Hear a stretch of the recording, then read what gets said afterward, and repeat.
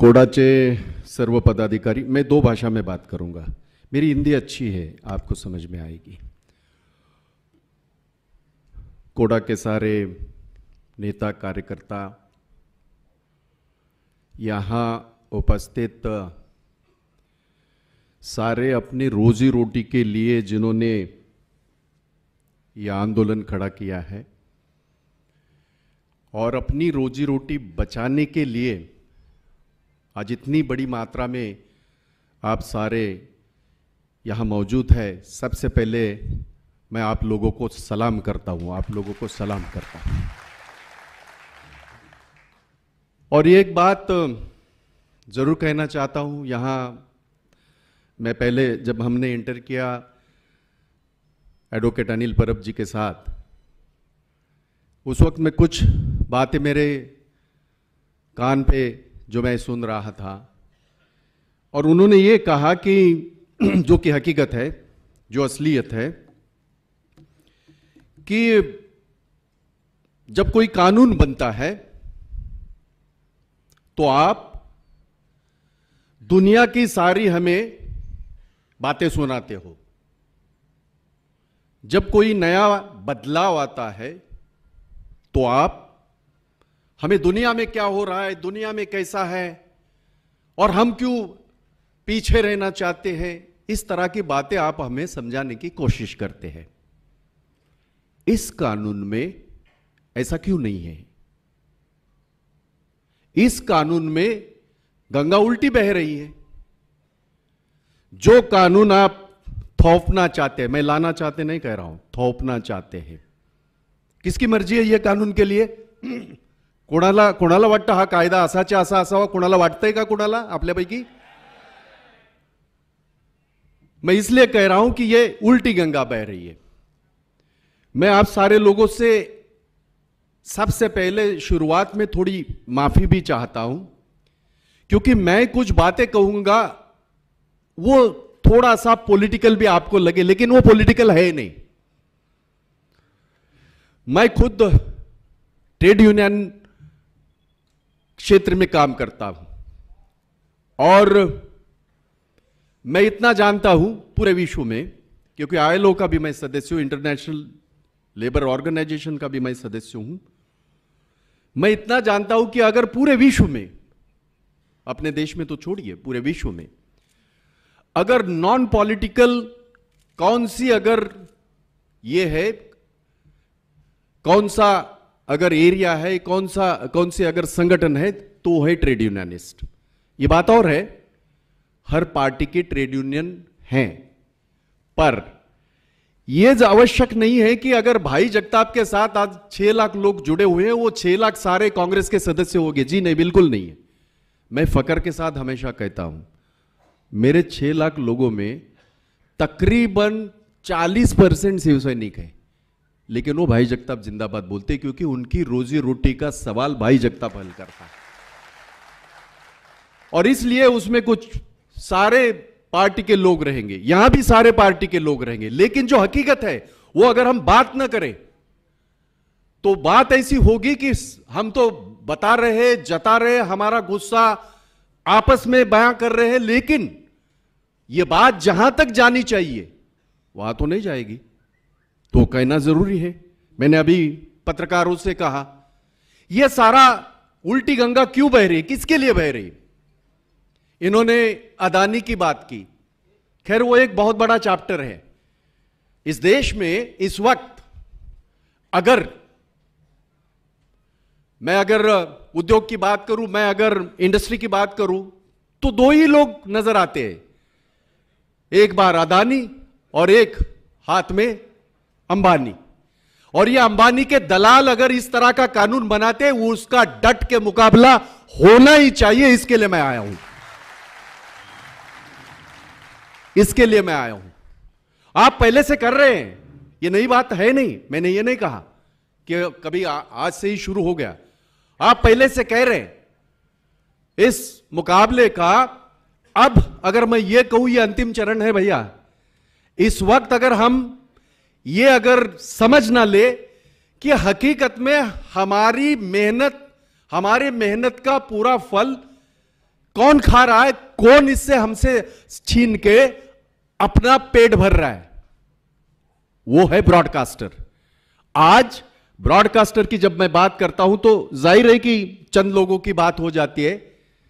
ये सारी चीजें अगर देश की पूरी यंत्रणा, चाहे वो ट्राई हो, चाहे वो ये जो कम्युनिकेशन हमारा मिनिस्ट्री हो, चाहे वो देश की सरकार हो, अगर ये सारे मिलके सिर्फ एक चीज को फोकस कर रहे हैं, हमारे काम इसमें खास करके ट्रेड यूनियन में हमेशा कहा जाता है मालिक धार्जिण निर्णय, मालिक धार्जिण धोरण। भाई यहां तो सिर्फ 4 लोगों की बात है और उसमें सबसे ऊपर कौन है? अंबानी जी है। और वो क्या कह रहे हैं? दे दनादन दन दनादन जियो और तुम सारे मरो। वो अकेला जियो और हम सारे मरे। क्यों? किसी भी जगह जब केबल ऑपरेटर किसी झोपड़पट्टी में जाता है, कहीं जाता है, तूफान में जाता है, बारिश में जाता है, जब भी कभी जाता है और मेहनत वो करे, और त्याचा मलिदा कोणी खायचा? जिओ, अंबानी। लढणार नाही आपण? लढायचं की नाही? लढायलाच लागेल, कारण बसलेलं सरकार, मला आश्चर्य वाटते, तुमच्या समोर एक कायदा झाला 2007 ला कॅस आलं. काय आलं त्याच्यामध्ये? त्याच्यामध्ये आलं तेव्हाही आपल्यावर हा आरोप होत होता केबल ऑपरेटरवर, मनमानी करते हैं, हमारी बात नहीं सुनते और छुपाते हैं, जो हमारे जो कनेक्शन है वो छुपाते हैं. जाहिर है मेहनत करेगा, उस चीज को संभालेगा, उस चीज को संवारेगा, उस चीज को बड़ा करेगा, उसके फल तो वो खाएगा. इसमें गलत क्या है? इसमें गलत क्या है? तुम अपनी एक कनेक्शन देके, तुम अपना स्पेक्ट्रम खरीदी करके, तुम हमारे ऊपर सारी जिम्मेदारियां डाल के अगर इस्तेमाल कर रहे हो, तो इस्तेमाल तो नहीं होंगे भाई, इस्तेमाल नहीं होंगे. क्या कैश कह रहा था? 45% ब्रॉडकास्टर को कह रहा था, 30% एमएसओ को कह रहा था, 25% ऑपरेटर को कह रहा था. तभी भी हमारे दिल में आशंका थी और तभी भी कुछ लोगों ने, मैं जानता हूं क्योंकि मैं जुड़ा हुआ हूं आप लोगों से, बस इस रण में, इस संग्राम में मैं आपका साथ खुल के सामने से आके इसलिए भी देना चाहता हूं क्योंकि मैंने हमेशा वर्करों की, हमेशा रोजगारों की, हमेशा रोजी रोटी कमाने वालों का साथ दिया है और हमेशा दूंगा, हमेशा दूंगा. और वही कारण है, और जैसे मैंने नीचे पत्रकारों को भी कहा, यह कोई किसी पार्टी का फोरम नहीं है, यह अपनी रोजी रोटी बचाने वालों का यह फोरम है. और उसी माध्यम से, वही स्पिरिट लेके मैं यहां आया हूं. अब जब 45, 30, 25 था, तभी भी हमारे मन में आशंका थी, अरे हे कमी पैसे आहेत. तेव्हाही आपल्याकडे आवाज झाला होता, मला माहिती आहे. आणि आज देशाचे, जगातले सगळे कायदे, सारे कानून आप देखिए वो उल्टा चल रहा है. मैंने इसलिए कहा कि ये गंगा उल्टी क्यों बह रही है. सारे कानून कुछ अच्छा होने के लिए होते हैं, ये तो बुराई पे अटका हुआ है. और अपने, माफ कीजिएगा मित्रों, चुपचाप बैठे हैं. वो तो मन की बात करते हैं, जन की बात कौन करेगा? महाराष्ट्र में 10 लाख है, देश में 1 करोड़ से ज्यादा है. आपने कितनी नौकरियां दी मुझे पता नहीं है, लेकिन मुझे पता है तुमने जुमलेबाजी बहुत की. जो नौकरी, जो रोजी रोटी हमने बनाई है, हम कमा रहे, उसके लिए बात नहीं करोगे? मन की बात करोगे? कौन से मन की बात में ये केबल वालों का इशू उन्होंने उठाया, जरा बताइए तो. आज इतना बड़ा रण चल रहा है, आज इतनी बड़ी तादाद में लोग, ना कि सिर्फ मुंबई में, ना कि महाराष्ट्र में, पूरे हिंदुस्तान में इकट्ठा हो रहे अपनी रोजी रोटी बचाने के लिए. देश के प्रधानमंत्री का कोई बयान मैंने नहीं सुना। मैं तो मन की बात सुनता नहीं हूं, इसलिए नहीं सुनता, हमें आदत है जन की बात सुनने की, हम मन की बात किसी की सुनते नहीं। और लोगों ने आपको इसलिए भी चुन के दिया है कि आप जन की बात करो, मन की बात नहीं चलेगी। और इसलिए लड़ाई है। एक कानून बनता है उसी सरकार का, सरकार एक निरंतर प्रक्रिया है, सरकार कुठल्या पार्टीचं असू शकतं, निरंतर प्रक्रिया आहे। 2007 ला एक कायदा बनतो आणि आज 29 डिसेंबर 2018 ला तो कायदा बदल करत असताना पूर्णतः मालकी देऊन टाकली तुम्ही आणि आम्हाला गुलाम म्हणून इथे वापरून घेणार आहात का? नाही चालणार, अजिबात चालणार नाही। त्याच्या विरोधामध्ये हा संघर्ष आम्ही उभा केलेला आहे, देशभर उभा करणार और इसका डट के मुकाबला करेंगे, इसका डट के मुकाबला करेंगे दोस्तों। मैं वो सारी टेक्निकल बातें नहीं करूंगा क्योंकि मैं चाहता हूं कि एडवोकेट अनिल परब जी उसके बारे में कहे और जो भी आदेश वो देंगे वो हम सारे लोग उसका पालन करेंगे। पर मैं इतना जरूर कहना चाहता हूं, मुझे यह भी बताया गया प्रकाश जावडेकर ज्या वेळेला या खात्याचे मंत्री होते, उन्होंने कुछ बातें हमारी सुनी भी थी।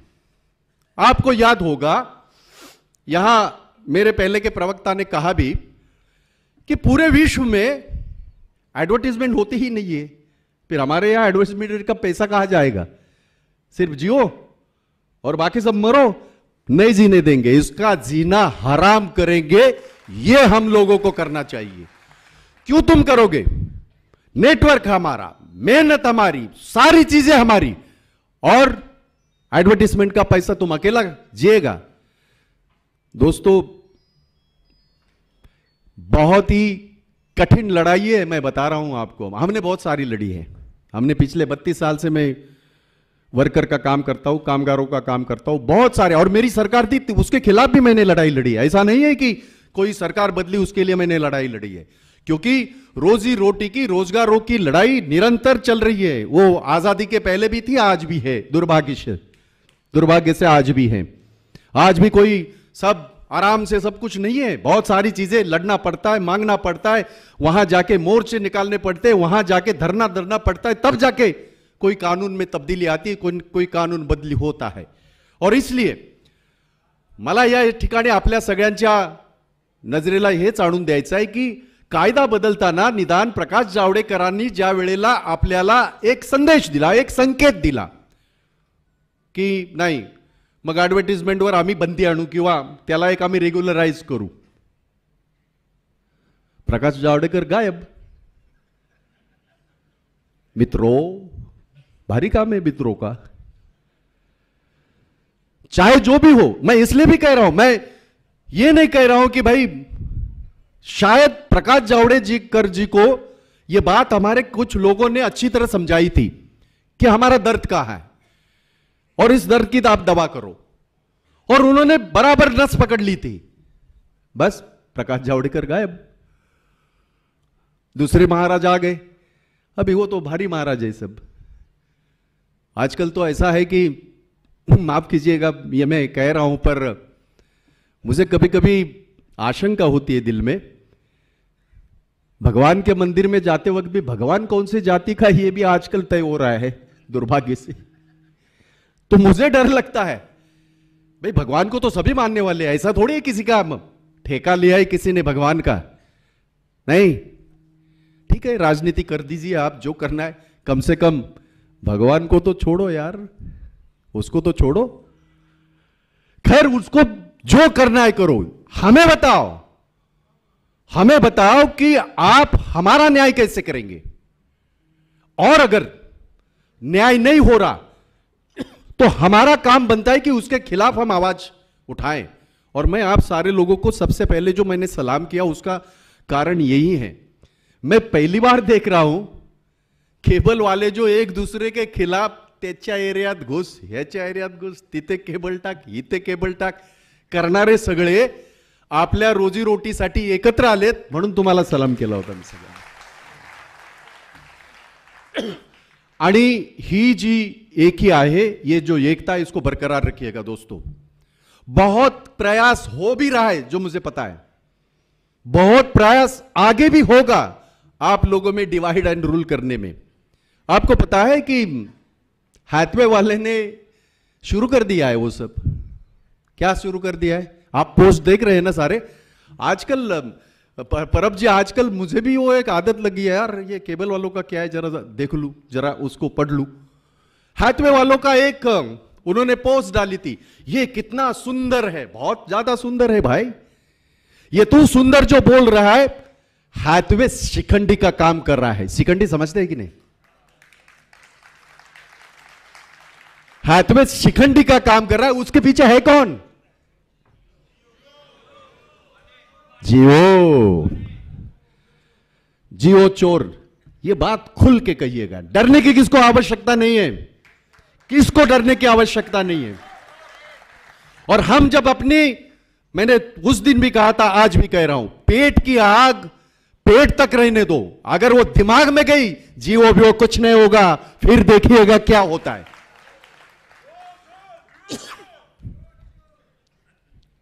जी, मैं आखिर में वो भी मैं बातें करूंगा। मैं आपका बहुत सारा वक्त नहीं लूंगा और 2-3 मिनट में अपनी बातें खत्म करूंगा, क्योंकि उनको बाकी सारा जो आंदोलन की दिशा है वो सारा जाहिर करना चाहते हैं।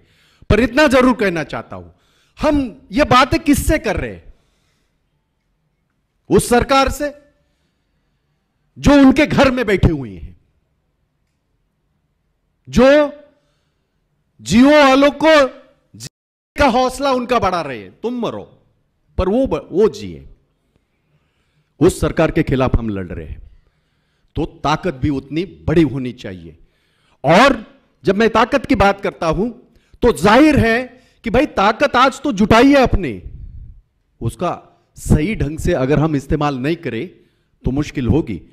आज हैथवे शिखंडी का जो काम कर रहा है, कुछ पोस्ट गलत सलत डाल रहा है, लोगों को गुमराह करने की कोशिश कर रहा है, सावधान रहिएगा। तुम्ही सावध राहा।